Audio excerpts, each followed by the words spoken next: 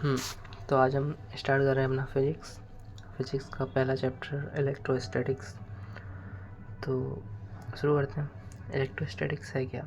Electrostatic ऐसी branch of science है जो दो वर्ड से मिलकर बनी है, जिसमें इलेक्ट्रो का मतलब होता है चार्ज एट रेस्ट, वहीं स्टैटिक्स का मतलब इलेक्ट्रो का मतलब होता है चार्ज, वहीं स्टैटिक्स का मतलब होता है rest. It is a branch of physics that study the charge at rest.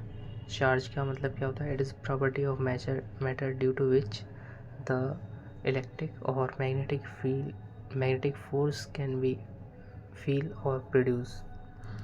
Charge एक स्केलर क्वांटिटी है, ऐसा यूनिट इसकी कूलम में होती है और डायमेंशन इसकी m0 l0 t minus.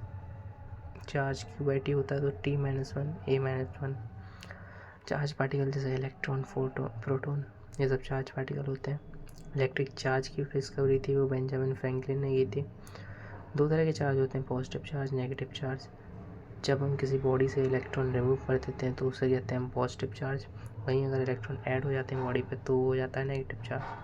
Property देखते हैं चार्ज की। पहले होती है एडिटिव प्रॉपर्टीज, जिसमें चार्ज जो है वो एडिटिव इन नेचर है, मीन्स चार्ज इनवेरिएंट है। चार्ज हमेशा मास होगा, चार्ज है तो उसके साथ मास होगा, लेकिन मास के साथ ऐसा नहीं कि हमेशा चार्ज हो, मास विदाउट चार्ज के साथ रह सकता है। लाइक चार्ज रिपेल करते हैं, अनलाइक चार्ज अट्रैक्ट करते हैं। कंजर्वेशन चार्ज मीन्स एक सिस्टम है, उसमें जो चार्ज है नेट चार्ज वो कंजर्व रहेगा। जैसे एक सिस्टम है जिसमें 8 4 कूलम में चार्ज थे, तो क्यू नेट कितना रहा था? -1 कूलम। कुछ टाइम बाद ये चार्ज चेंज हो गया, लेकिन जो क्यू नेट था वो सेम ही रहा, -1 कूलम।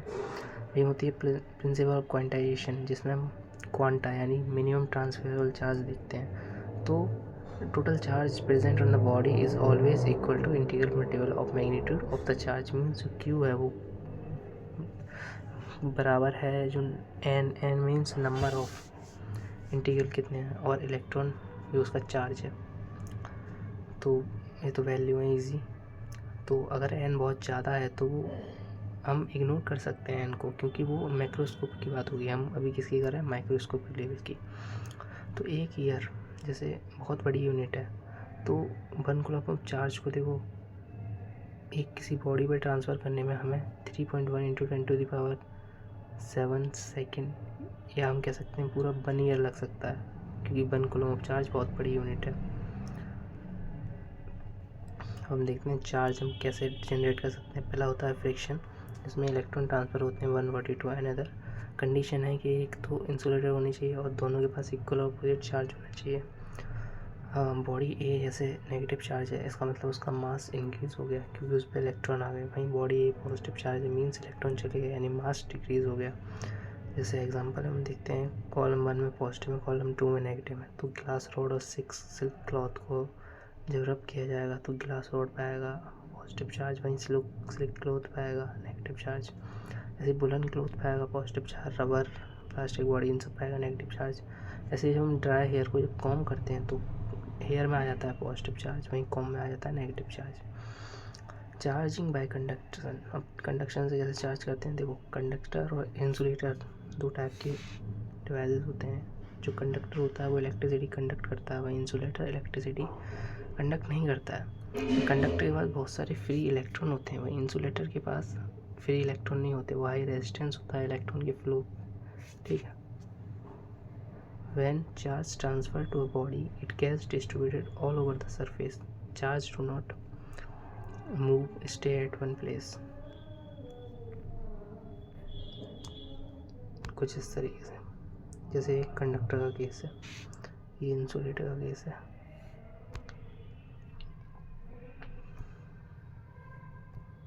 जब हमने इस पर चार्ज ट्रांसफ़र किया, ठीक है, सपोज करो हमने पॉजिटिव चार्ज ट्रांसफ़र किया, ठीक है, इस पर चार्ज हमने ट्रांसफ़र किया, एक वायर लगाया और हमने ऐसे ट्रांसफ़र किया चार्ज, तो कंडक्टर में क्या होगा? पूरी बॉडी पर चार्ज ट्रांसफ़र हो जाएगा। ठीक है, पूरी बॉडी पे चार्ज ट्रांसफ़र हो जाएगा। ठीक है। वहीं अगर इंसुलेटर की बात करें, उसमें चार्ज लगाएं तो एक पार्टिकुलर पॉइंट पर ही वो चार्ज फैलेगा। ठीक है, पूरी बॉडी में नहीं फैलेगा, ठीक है, इसमें नहीं फैलेगा, सिर्फ इस पॉइंट पे फैलेगा, ठीक है। तो ये डिफरेंस था इंसुलेटर और कंडक्टर में, ठीक है। तो व्हेन टू आइडेंटिकल कंडक्टर, जब हम दो आइडेंटिकल कंडक्टर को एक दूसरे के पास लाएंगे जो नेट होगा फिर, तो Q1 + Q2/2 हो जाएगा। हम कंसेप्ट देखते हैं ग्राउंडिंग या अर्थिंग का। तो देखो, अर्थ एक बिग कंडक्टर की तरह एक्ट करती है क्योंकि उसके पास अबंडेंस है बहुत सारे इलेक्ट्रॉन का। अब देखो, अब हम कोई पॉजिटिव चार्ज बॉडी है, ठीक है, वो एक इंसुलेटर पर खड़ी है, इस पर बहुत पॉजिटिव चार्ज है। तो इससे जब हमने अर्थिंग की इसकी, तो अर्थ के पास बहुत सारे इलेक्ट्रॉन है, तो इलेक्ट्रॉन गए इस बॉडी में और इसने थोड़ी देर बाद इस बॉडी को कर दिया न्यूट्रल, ठीक है। यही कंसेप्ट है अर्थिंग का।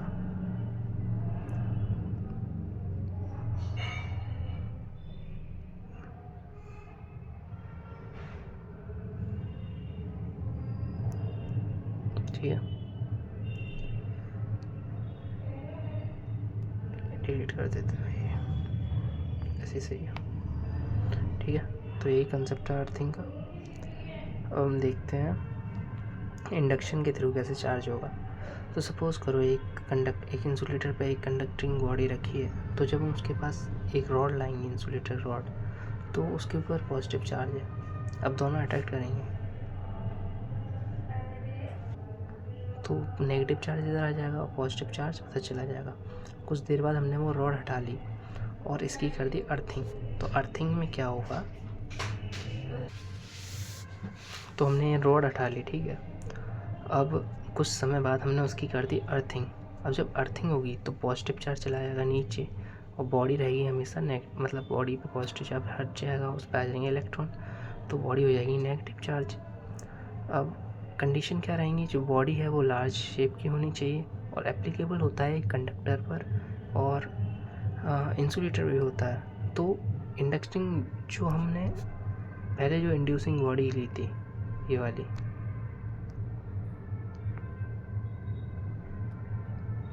इसका जो चार्ज है उस पर कोई फ़र्क नहीं पड़ेगा, ये सेम रहेगा, ठीक है, ठीक है। नोट क्या है, रिपल्शन जो है वो एक ट्रू टेस्ट है इलेक्ट्रिसिटी का। देखो, इंडक्शन के थ्रू हम पॉजिटिव बॉडी भी रिपेल कर सकते हैं, ठीक है, ऐसे करते हैं, मतलब अट्रैक्ट कर सकते हैं, सॉरी रिपेल नहीं। अब हम देखते हैं गोल्ड लीफ इलेक्ट्रोस्कोप क्या होता है। तो ये यूज़ किया जाता है डिटेक्ट करने के लिए प्रेजेंस ऑफ चार्ज। तो इसकी जो डिग्री ऑफ डाइवर्जेंस होती है वो बताती है कि कितना अमाउंट ऑफ चार्ज है इसमें, ठीक है। अब डायग्राम दिखाता हूँ इलेक्ट्रोस्कोप। देखो, कुछ ऐसा दिखता है गोल्ड लीफ इलेक्ट्रोस्कोप। ये देखो, ये इंसुलेटिंग पिंग होती है, वैक्यूम होता है, ग्लास विंडो होती है, गोल्ड फॉयल होती है, ये अर्थ मेटल होता है, मेटल रोड है, ये मेटल प्लेट है, और यही डाइवर्जेंस होती है इसकी गोल्ड फॉयल लीव्स की, ठीक है। अब हम आ जाते हैं अपने world famous law, Coulomb's law. तो ये कंजर्वेटिव फोर्सेस के लिए एप्लीकेबल है। तो दो पॉइंट चार्ज है, उनके बीच में क्या फोर्स होगी उसके वो बताता है कूलम्ब्स लॉ। तो फोर्स होगी K(Q1 Q2)/r²। जो फोर्स है वो इन्वर्सली प्रोपोर्शनल है रेडियस के स्क्वायर के। मीन्स हम रेडियस बढ़ाएंगे तो फोर्स डिक्रीज़ करेगी, जितना डिस्टेंस होगा उतना कम फोर्स लगेगी। इसकी वैल्यू है 1/4πε0, या हम कह सकते हैं 9 × 10⁻19 newton metre square centimetre square. E not क्या है, एप्सिलॉन नॉट है परमिटिविटी ऑफ वैक्यूम। ये नॉट की वैल्यू क्या है, 8.85 × 10⁻⁻12। पॉइंट्स देखें तो ये स्मॉल पॉइंट चार्ज के लिए वैलिड है, और डिस्टेंस अगर लार्ज है, distance is very large then the size of, means जो डिस्टेंस है वो ज़्यादा होनी चाहिए बॉडी की साइज से, ठीक है। तो इन्वर्स स्क्वायर लॉ फॉलो करती है। अब माइक्रो कूलम को हम कूलम में कन्वर्ट करेंगे तो क्या फॉर्मूला है, तो 1 micro coulomb = 1 × 10⁻⁻6। Specific charge ratio क्या है, चार्ज बाय मास का रेशियो है। अब वेक्टर फॉर्म ऑफ देखेंगे, कूलम्ब्स लॉ की हम वेक्टर फॉर्म देखेंगे। तो देखो, पहली फोर्स अगर F1 लगा रहा है 2 पर, तो उसका उल्टी फोर्स मतलब उसकी अपोजिट सेम फोर्स लेकिन अपोजिट फोर्स लगाएगा F2 1 पर। तो कूलम्ब्स लॉ हमेशा न्यूटन का थर्ड लॉ फॉलो करते हैं, ये बताया गया। अब हम देखेंगे प्रिंसिपल ऑफ सुपरपोजिशन। तो सुपरपोजिशन के प्रिंसिपल में हम देखेंगे कि अगर according to superposition principle, the multiple charges are present on space. The force of any charge is equal to the vector sum of force acting. तो देखो बहुत सारे चार्जेस हैं हमारे सिस्टम में, तो एक मिनट रुक जाओ यार, इस बारात निकल जाने दो, बजने दो। ठीक है, तो देखो बहुत सारे चार्ज इस पर फोर्स लगा रहे हैं, तो नेट जो फोर्स होगी वो इन सबका नेट होगी, फोर्स जो ये सब लगा रहे हैं मिलकर। स्पेशल केस की बात करें तो देखो एफ नेट क्या होगा, दो फोर्सेस हैं, उनका जो नेट फोर्स होगा वो क्या होगा 2F cos θ/2। सपोज अगर थीटा 90 डिग्री है तो एफ नेट आएगा √F, वहीं थीटा 60 डिग्री है तो एफ नेट आएगा √3F, वहीं थीटा 120 डिग्री है तो एफ नेट आएगा F के बराबर, वहीं थीटा 120 डिग्री है तो एफ नेट आएगा 0, क्योंकि साइन cos 60 हो जाएगा। cos 60 क्या होता है, 0 तो नहीं होता भाई, 2 से 2 कटेगा 120 कटेगा। स्पेशल पॉइंट देखें तो अगर सेम चार्ज है और अलग अलग पोजीशन कॉर्नर पर होल्ड है तो नेट जो बीच में होगा उसमें जो क्यू नेट होगा वो होगा 0। The N identical charge place at corner the regular the net force present in centre will be 0। The force between two charges is not affected by the presence of third charges. Means जो ये और इसके बीच में जो charge में force है वो इस थर्ड चार्ज के जो प्रेजेंस है उससे कोई इफेक्ट नहीं होगा, सेम ही फोर्स रहेगा। ठीक है, the net coulomb force between the charges particle in an indefinite extent medium is a medium में E0 है, वो E के बराबर हो जाएगा।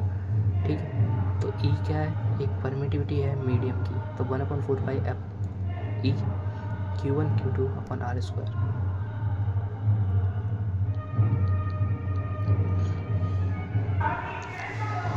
तो भाई सुनते रहो यार, गाना है बहुत देर से चल रहा है, हट ही नहीं रहा।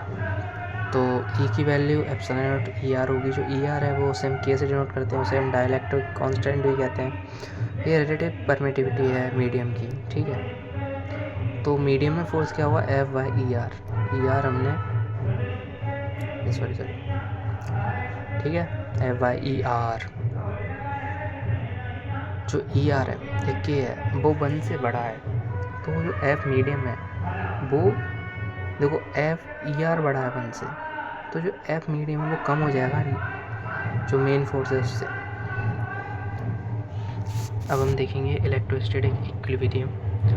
Electrostatic equilibrium, a particle in equilibrium that means net force 0। Means equilibrium का मतलब क्या है, नेट फोर्स 0। इक्विलिब्रियम दो टाइप की होती हैं, स्टैटिक और डायनेमिक। जो स्टैटिक इक्विलिब्रियम है वो सिस्टम होता है जब रेस्ट पर, वहीं डायनेमिक है अगर सिस्टम मोशन में। तो देखो स्पेशल सिस्टम में हम पहला बन देखते हैं, equilibrium of third charge in a system of 2 charge. Means equilibrium of third charge की इक्विलिब्रियम निकाल लिए हैं 2 चार्ज के सिस्टम में। तो देखो x क्या, x पोजीशन है उस चार्ज की। ठीक है, कैसे निकालेंगे, स्पेशल केस 1 Q1 Q2 अगर 0 से बड़े हैं और जो Q1 है वो, अरे भाई यार ये नहीं रुकेंगे भाई, तो जो Q1 है वो Q2 से छोटा है तो Q2/Q1 +1 हो जाएगा। अगर बड़े हैं Q1 Q2 का मल्टीप्लाई, तो पोजीशन निकाल लेंगे और R से माइनस कर देंगे, पता चल जाएगा हमें आसान। वहीं स्पेशल केस 2 में मल्टीपल जो Q1 और Q2 का वो 0 से छोटा है तो हम माइनस कर देंगे। ठीक है, अरे हर चीज़ कैसा खींच गया। हाँ सिस्टम 2, अच्छा सिस्टम 1 था वो सिस्टम 2 पढ़ लेता हूँ क्या लगा। इस तरह रखो, इस तरह हम सिस्टम इक्विलिब्रियम में रखेंगे। जो जब थर्ड चार्ज उस प्लेस में लाएंगे 2 चार्ज के, तो जो सिस्टम है वो इक्विलिब्रियम में रहे, अब चेंज ना हो। तो देखो पहले हम चार्ज जो है वो स्मॉल मैग्नीट्यूड चार्ज के पास पुट कर देंगे। ठीक है जी, तो if system have two charge the third charge automatically in equilibrium. अब कैसे करेंगे, सिस्टम 3 वाला देखते हैं। Special system 3 equilibrium of system when another charge is being placed in system of 3 और मोर देन 3 चार्जेस। तो ये 3 चार्जेस हैं, ए, ठीक है, रूट डी बाई ए होता है, पहले बता दे रहा हूँ। अरे यार बस करो भाई।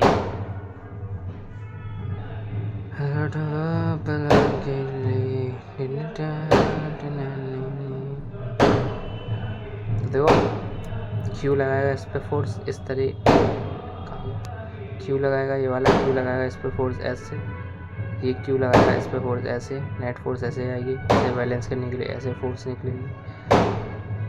60 डिग्री होता है, ठीक है, 60 डिग्री। अब हम देख लेंगे क्या तरह से फोर्स आएंगी।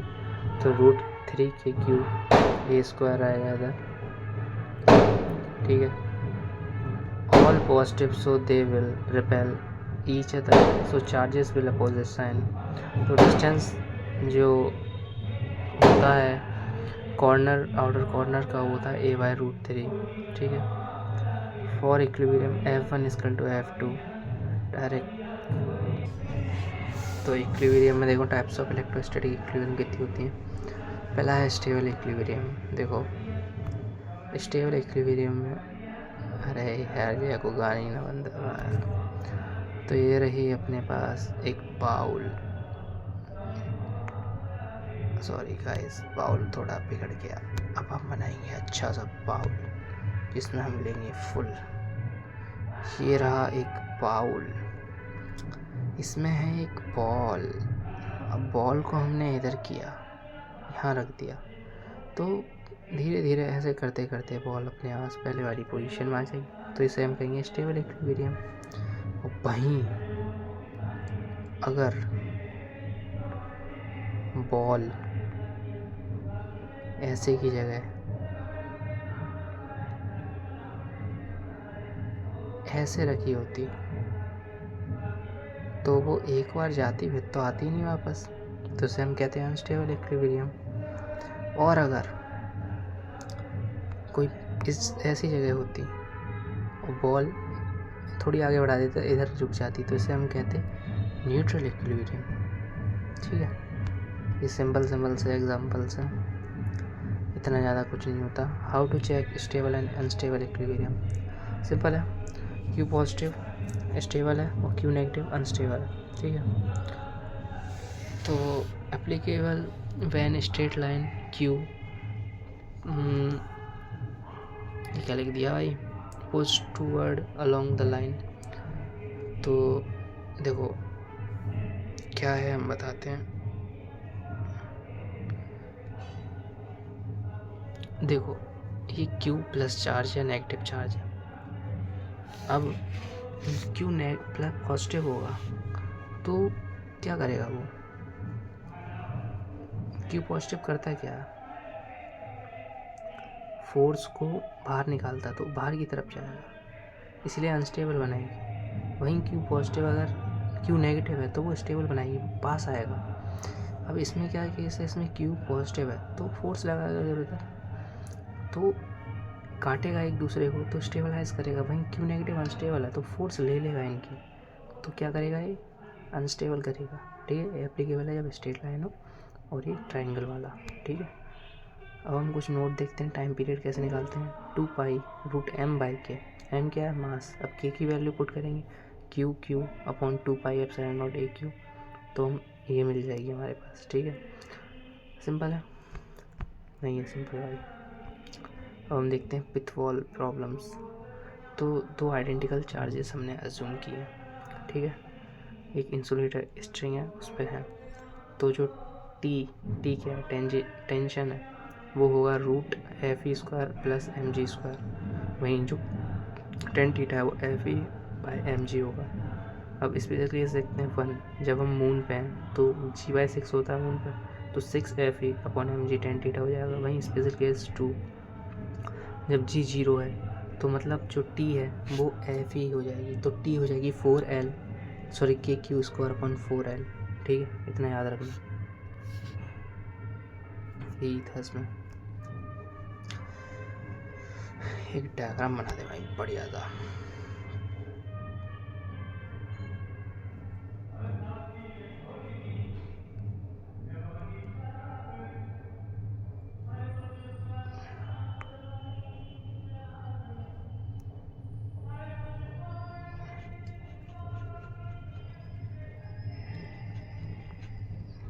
ऐसी बना रहा हूँ डायग्राम, वरना कुछ सोच लो भाई कि अरे डायग्राम बन रहा है। ओके, अगर हम टेक्स्ट लेंगे, टेक्स्ट से कुछ नहीं होगा भाई, क्यूब बनाना सीख गया भाई, जल्दी क्यूब बनाने का रिकॉर्ड है भाई के पास। ठीक है चलो, इलेक्ट्रिक फील्ड्स, और कितना बचा है? अरे भैया, अरे भैया, तो भाई इलेक्ट्रिक फील्ड तो नेक्स्ट वीडियो में करवा पाएंगे भाई, क्योंकि यार ये बहुत बड़ा हो जाएगा भाई, समझा करो। नेक्स्ट वीडियो में हम इलेक्ट्रिक फील्ड करवाएंगे, क्योंकि बहुत बड़ा हो जाएगा यार, ये तो सब बहुत ज़्यादा बड़ा हो जाएगा यार। तो नेक्स्ट वीडियो में हम कराएंगे इलेक्ट्रिक फील्ड के बारे में। तब तक कुछ क्वेश्चन बोलता हूँ मैं, ठीक है, वो करना क्वेश्चंस। तो इसके लिए दूसरा पेज निकालना पड़ेगा, पेज निकालते हैं दूसरा। पहला क्वेश्चन देखते हैं, which of the following charges can not be present on oil drop in Millikan's scale. तो मिलीकन्स स्केल में कौन कौन से चार्जेस नहीं हैं? तो ऑप्शन थे इसमें 4 पॉइंट,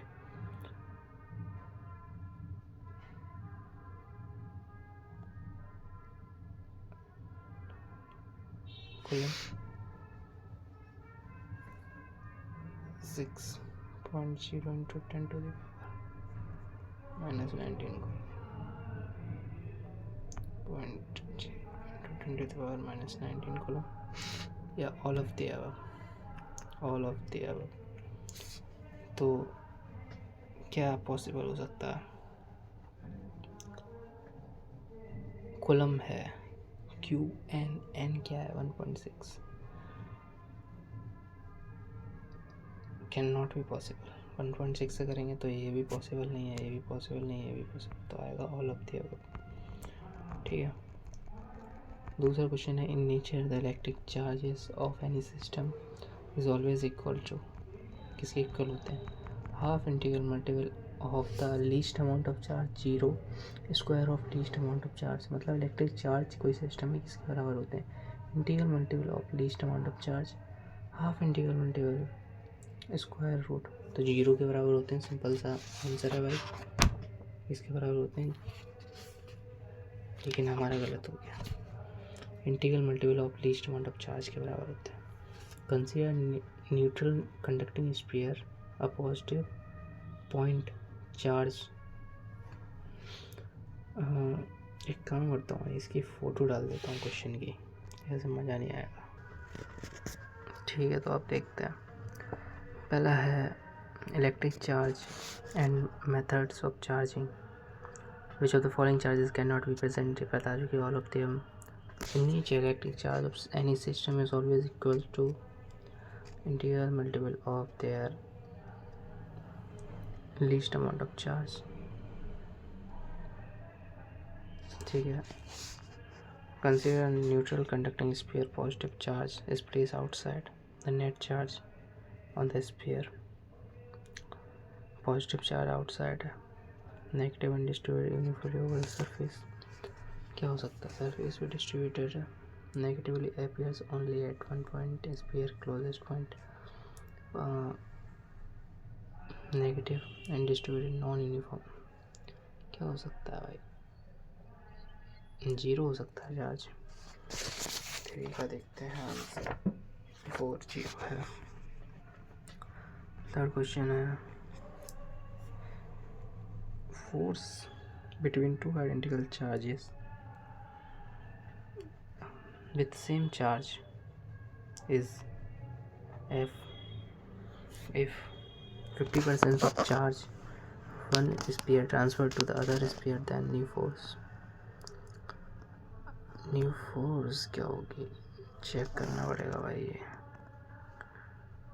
कुछ है इसमें ऐड करने का है, तो भाई पेन से लेंगे हम। तो देखो, इतनी चलेगी क्या?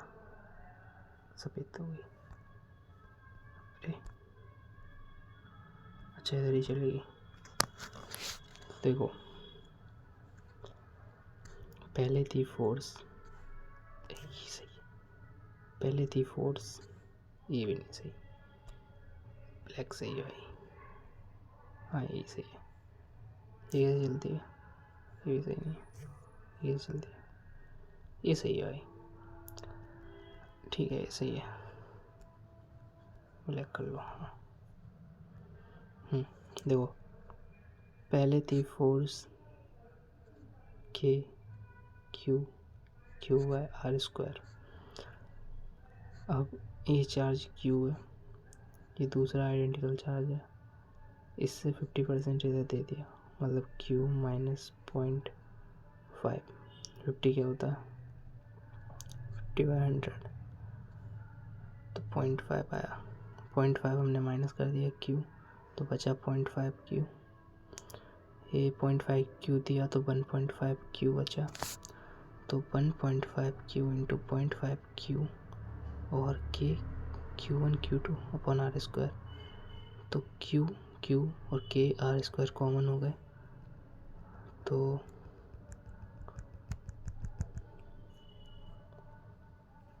इसमें नहीं करते भाई।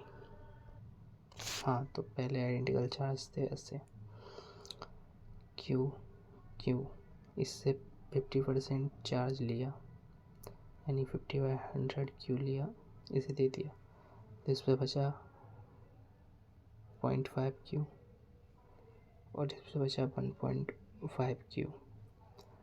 पहले कितनी थी force F equal to K Q R square, तो F डैश कितनी आएगी K 1.5 Q into 0.5 Q upon R square, तो ये Q ये सब कॉमन, तो F डैश कितना आएगा 1.5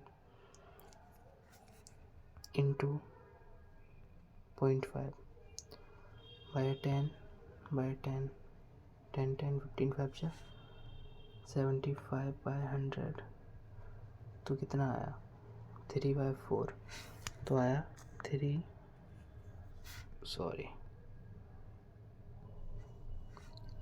तो आया, अरे हो जा भाई, अरे हो जा, तो आया 3/4 ऑफ प्रीवियस फोर्स, इस तरीके से आएगा, ठीक है। तो ये रहा अपना आंसर। नेक्स्ट क्वेश्चन देखते हैं। भाई आसान क्वेश्चन है यार, ये तुम लोग ही कर लेना भाई, मतलब इतने भी ज़्यादा हार्ड नहीं है। इजी क्वेश्चन है यार, ठीक है।